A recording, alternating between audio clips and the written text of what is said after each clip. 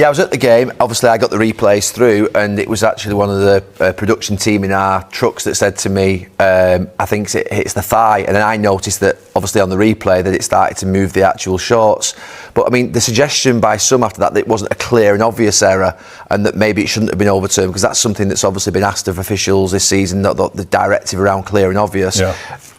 What was the reason that was overturned? I mean, I think it's the correct decision, but some people thought it wasn't as clear and obvious area. It was just something that could have been sort of 50-50 either way. Yeah, I think there's two things on this one. One is that you can clearly see the ball does strike the thigh. The shorts move. I think you made that point in commentary on the day, Gary. And then also the arm is moving back in towards the body. It's making the player smaller. So that ball hits the thigh, goes past the arm. It might brush the arm, but the arm is not in the position that the referee thought it was.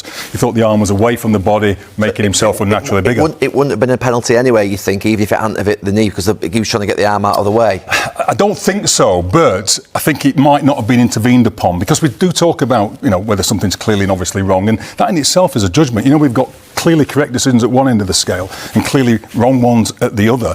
And then there's a whole swathe of subjective situations. And I'm really keen to make sure that our use of VAR is consistent. So VAR sitting at Stockley Park each weekend, are recognising the need to think, OK, that one's a clear situation.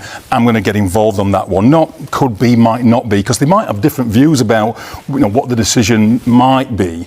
In a shocking turn of events, football authorities have officially confessed to a major VAR blunder that directly influenced Manchester United's last match.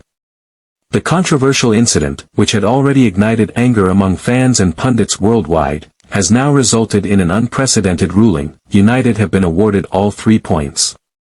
This bold decision has sent shockwaves across the football community, triggering intense debates over the credibility of officiating and the growing influence of VAR in modern football. While many United supporters view the ruling as long overdue justice, critics argue it threatens the very integrity of the league. With the decision likely to reshape the standings and add further drama to an already tense title race, discussions around fairness, technology, and accountability in football are expected to dominate the headlines for weeks to come.